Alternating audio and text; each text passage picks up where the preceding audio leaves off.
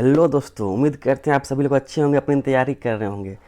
जैसा कि आज हम लोग लेकर आ गए हैं हेल्थ सेंटर मैनेजमेंट का फुल सिलेबस टेस्ट। यानी इस चैप्टर के बाद या इस टेस्ट के बाद आपका सिलेबस कंप्लीट हो जाएगा हेल्थ सेंटर मैनेजमेंट का। तो टॉप 60 सिलेक्टेड क्वेश्चन लिए हैं हम। उसमें से आप लोग को एक कॉपी लेना है, उसमें 60 नंबर तक काउंट कर लेना है, यानी लिख लेना है 60 नंबर तक, और आपको टिक करना है किसका आंसर आपको पता है। और लास्ट में कमेंट करके ज़रूर बताइएगा कि आप लोगों को कितना सही हुआ। सबसे इम्पोर्टेंट बात यह है कि आप लोग अगर वीडियो को लेट कर देख रहे हैं, सो कर देख रहे हैं, तो बैठ जाएं, कॉपी पेन ले लें और अपना टेस्ट खुद करें, अपनी तैयारी का एनालिसिस खुद करें। तो चलते हैं हम लोग आज का पहला प्रश्न की ओर। देखेंगे आज का पहला प्रश्न। चलिए, पहला प्रश्न है, एक उप स्वास्थ्य केंद्र में कितने स्वास्थ्य कार्यकर्ता होते हैं? बताइएगा। तो आप लोग अपना आंसर टिक करते रहिएगा। हम लोग यहाँ पर आंसर आप लोग बता रहे हैं, फिर लास्ट में आप लोग कमेंट करिएगा कि कितना आपका सही हुआ 60 में। तो इसका सही जवाब हो जाएगा एक पुरुष एक महिलाएं। एक पुरुष एक महिलाएं। अगला प्रश्न देखेंगे, उप स्वास्थ्य केंद्र के अंतर्गत कौन सी सेवा नहीं आती है? बताना इसमें कि कौन सी सेवाएं नहीं आती हैं। चलिए, आप लोग आंसर दे दिए होंगे। इसका सही जवाब होगा दंत चिकित्सा। अगला प्रश्न देखेंगे, FIFO का मतलब क्या है? ये तो हम पहले बता चुके आप लोगों को लेक्चर में। FIFO, तो इसका मतलब होता है first in first out, option A. अगला प्रश्न देखेंगे हम लोग, अंतर विभागीय समन्वय का उद्देश्य क्या होता है? चलिए, आप लोग बताएंगे इसका।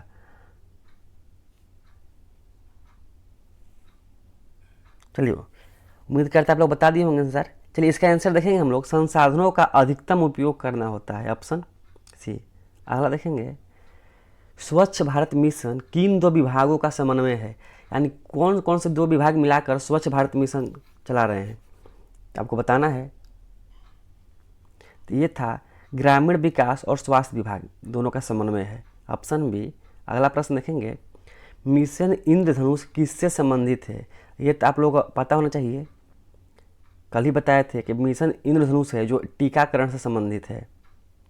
अगला प्रश्न है, राष्ट्रीय तंबाकू नियंत्रण कार्यक्रम कब शुरू हुआ? तो ये शुरू हुआ था 2007 में, 2007। अगला प्रश्न देखेंगे हम लोग, नाको किस रोग से जुड़ा है? NaCO। तो आप लोग को बताए थे हम कि नेशनल एड्स ऐसे करके इसका फुल फॉर्म था। तो ये किससे जुड़ा हुआ है? एड्स से, ऑप्शन बी। अगला प्रश्न देखेंगे, RNTCP किस रोग के नियंत्रण से संबंधित है? RNTCP, जिन बच्चों को इसका फुल फॉर्म याद होगा वो कमेंट करेंगे कि RNTCP का फुल फॉर्म भी क्या होता है। चलिए, तो इसका सही जवाब हो जाएगा ऑप्शन सी, क्षय रोग यानी TB। RNTCP का फुल फॉर्म होता है revised national tuberculosis control programming. ठीक है, अगला प्रश्न देखते हैं, स्टॉक रजिस्टर में OP का अर्थ क्या होता है? OP का अर्थ बताएंगे। तो OP का अर्थ होता है आउट पेशेंट, ऑप्शन बी हो जाएगा। अगला प्रश्न देखेंगे, JSY योजना के अंतर्गत लाभ किसे मिलता है? आगे बहुत अच्छा प्रश्न है, प्रश्न नंबर 20-40 के बाद बहुत खतरनाक प्रश्न है, उसे आप लोग जरूर दें, मिक्स प्रश्न है।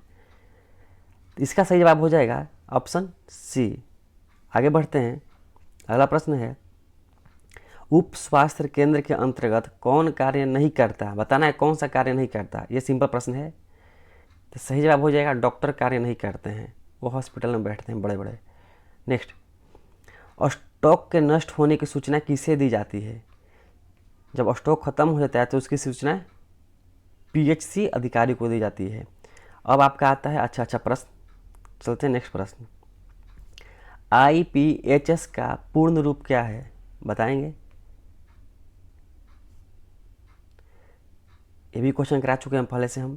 तो इसका होता है Indian public health standard, Indian public health standard, option B. अगला प्रश्न देखेंगे, डॉट्स किस रोग की उपचार रणनीति है? डॉट्स, तो ये होता है TB का। नेक्स्ट प्रश्न देखेंगे, कौन सा विभाग स्वच्छता में सहयोगी होता है? इसमें आप लोग कंफ्यूज कर जाएंगे जरूर। कितने लोग इसमें शिक्षा विभाग में आ रहे हैं? चलिए इसका सही जवाब हो जाएगा ग्रामीण विकास, ग्रामीण विकास। अगला प्रश्न देखेंगे, मलेरिया नियंत्रण कार्यक्रम किस वर्ष शुरू हुआ? मलेरिया नियंत्रण कार्यक्रम तो ये हुआ था सन 1953 से, 1953। अगला प्रश्न देखेंगे, GSY योजना के अंतर्गत नगद प्रोत्साहन कितने बच्चों तक मिलता है? ये भी अच्छा प्रश्न है, कितने बच्चों तक? GSY योजना क्या है? जननी सुरक्षा योजना। तो इसके अंतर्गत कितने बच्चों तक को मिलता है? देखिए तो ये होता है केवल 2 जीवित बच्चों तक, केवल 2 जीवित बच्चों तक। बहुत इंपॉर्टेंट प्रश्न था। अगला प्रश्न देखेंगे, मिशन इंद्रधनुष का उद्देश्य क्या है? बताएंगे इसका? तो इसका तो उद्देश्य टीकाकरण से, तो इसमें ऑप्शन क्या दिख जाएगा? ऑप्शन बी, बालकों का पूर्ण टीकाकरण से है। अगला प्रश्न है, मातृ मृत्यु दर घटाने के लिए कौन सी योजना है? तो इसका ऑप्शन हो जाएगा जननी शिशु सुरक्षा कल्याण योजना, यही था JSS के। अगला प्रश्न देखेंगे, टीकाकरण के लिए कौन सी चीज़ नहीं चाहिए? बताइए टीकाकरण के लिए कौन सी चीज़ नहीं चाहिए? तो कोल्ड चेन चाहिए, टीका भी चाहिए, नीडल भी चाहिए। नहीं चाहिए तो क्या? एंटीबायोटिक। यानी सही जवाब क्या हो जाएगा? नहीं बोला है तो ऑप्शन डी हो जाएगा, नहीं जवाब। क्लियर? अगला प्रश्न देखेंगे, स्टोक लेखा में लेडगर का अर्थ है? बताइएगा लेडगर का क्या अर्थ है? तो इसका अर्थ है सामान का वितरण करना, सामान का वितरण। ऑप्शन बी हो जाएगा। अगला प्रश्न देखेंगे, इंटरसेक्टरल कोऑर्डिनेशन में प्राथमिक भूमिका कौन निभाता है? बताएंगे इंटरसेक्टोरल कोऑर्डिनेशन में प्राथमिक भूमिका कौन निभाता है? ये भी क्वेश्चन कराया हुआ है। तो इसका भूमिका पंचायत निभाती है, पंचायत। अगला प्रश्न देखेंगे, राष्ट्रीय मलेरिया नियंत्रण कार्यक्रम में कौन सी दवा दी जाती है? बताएंगे। इसका सही जवाब हो जाएगा क्लोरोक्वीन, क्लोरोक्वीन। ऑप्शन बी हो जाएगा। अगला प्रश्न देखेंगे, RCH कार्यक्रम की शुरुआत कब हुई? RCH का फुल फॉर्म बताएंगे आप लोग कमेंट में। इसका होता है रिप्रोडक्टिव, अब आगे आप लोग बताएंगे। चलिए बताते हैं, रिप्रोडक्टिव एंड चाइल्ड हेल्थ होता है। ये बताएंगे इसका आंसर क्या होगा, कब शुरू किया गया था? ये शुरू किया था सन 1997 में। ये क्वेश्चन कराया हुआ है सन 1997। अगला प्रश्न देखते हैं, NHM की शुरुआत किस वर्ष में हुई? NHM तो इसकी शुरुआत हुई थी 2005 में। अगला प्रश्न देखेंगे, दवाओं की प्राथमिक सूची किसके द्वारा तय होती है? देखिए दवाओं की प्राथमिक सूची किसके द्वारा तय होती है? तो सही ऑप्शन हो जाएगा ऑप्शन डी, MOHFW। अब पूछिएगा सर इसका फुल फॉर्म क्या होता है? चलिए हम बताते हैं, आप लोग लिख लीजिए, ministry of health and family welfare. M से ministry of health family welfare, आप लोग लिख लेंगे। चलिए आगे देखते हैं, आशा का पूरा रूप क्या है, यानी फुल नाम क्या है आशा का? बताएंगे। ये तो कराया हुआ क्वेश्चन है। तो इसका होता है एक accredited social health activist. Option B. Option next देखेंगे, PHC की स्थापना कब की गई थी? PHC ये हुआ था सन 1952 में। देखिए 1952। ये डाटा जो है ना, इसको याद रखना बहुत ज़रूरी है। नेक्स्ट प्रश्न देखेंगे, कुष्ठ रोग का इलाज कौन सी योजना के तहत होता है? कुष्ठ रोग का इलाज सही जवाब हो जाएगा NLEP योजना। ऑप्शन ए हो जाएगा।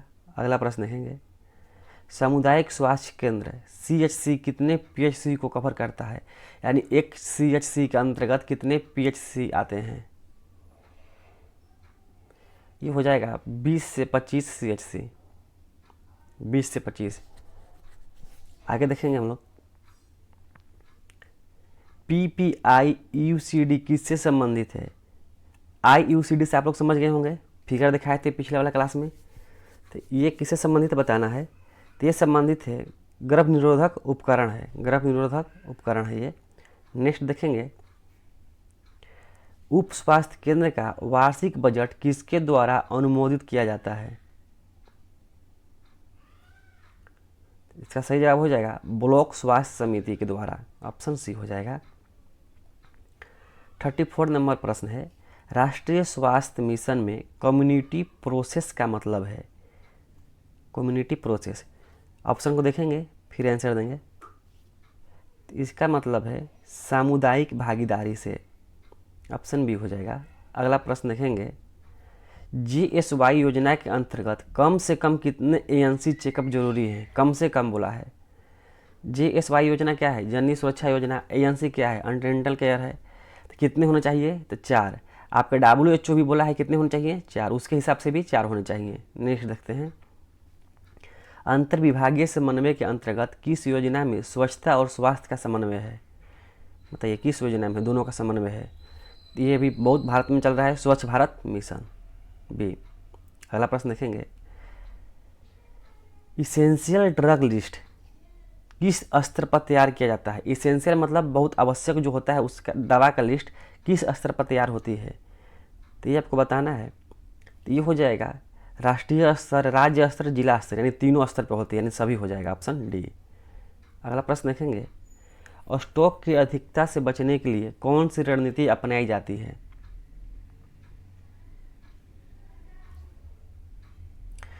तो ये होता है EOQ रणनीति। आप लोग कमेंट में इसका फुल फॉर्म बताएंगे। इसका फुल फॉर्म होता है इकोनॉमिक ऑर्डर क्वांटिटी। अगला प्रश्न देखेंगे, मल्टीपर्पज वर्कर का मुख्य उद्देश्य क्या है? मल्टीपर्पज वर्कर का, तो ये है प्राथमिक स्वास्थ्य सेवाएं देना। प्राथमिक स्वास्थ्य सेवाएं देना। क्वेश्चन नंबर 40 देखेंगे, RNTCP में जिन एक्सपर्ट का उपयोग होता है? बहुत सिंपल प्रश्न है, आप लोग देख सकते हैं इसका आंसर। तो ये होता है टीबी की पुष्टि करने के लिए होती है, टीबी की पुष्टि। अगला प्रश्न देखेंगे, GSY योजना के अंतर्गत BPL महिलाओं को नगद सहायता कौन देता है? बताइए। नगद जो दिया जाता है उसे आशा देती है, नगद सहायता कौन देती है? आशा। अगला प्रश्न देखेंगे हम लोग, 42 नंबर प्रश्न है, नेशनल अर्बन हेल्थ मिशन कब शुरू हुआ था? तो ये शुरू हुआ था, नेशनल अर्बन हेल्थ मिशन 2013 में हुआ था। सॉरी, हाँ 2013 में हुआ था, ये 2013 में। नेक्स्ट प्रश्न देखेंगे, DPT वैक्सीन से क्या सुरक्षा मिलती है? DPT से, देखिए नाम से ही मालूम चल गया, डिप्थीरिया परट्यूटिस टिटनेस, ऑप्शन बी हो जाएगा। अगला प्रश्न देखेंगे, IEC का मतलब क्या है? बताइए आप लोग, IEC का मतलब। तो इसका मतलब होता है information education and communication, option B हो जाएगा। अगला प्रश्न देखेंगे 45, रूटीन इम्यूनाइजेशन के अंतर्गत कौन सा टीका नहीं आता है? बताएंगे कौन सा टीका रूटीन इम्यूनाइजेशन के अंतर्गत नहीं आता है? तो ये होता है HPV। HPV क्या होता है? Human papilloma virus, human papilloma virus, लिख लीजिएगा, ह्यूमन पैपिलोमा वायरस। नेक्स्ट प्रश्न देखते हैं, NDD योजना किससे संबंधित है? NDD, तो ये है कृमि नियंत्रण से। अगला प्रश्न देखेंगे, विलेज हेल्थ न्यूट्रिशन डे किसके सहयोग से मनाया जाता है? विलेज हेल्थ न्यूट्रिशन डे, ये मनाया जाता है आशा, आंगनबाड़ी और ANM के सहयोग से, ऑप्शन सी। IPHS मानक का प्रयोग किसके लिए किया जाता है? तो ये किया जाता है स्वास्थ्य संस्थाओं की गुणवत्ता सुनिश्चित करने के लिए, ऑप्शन सी हो जाएगा।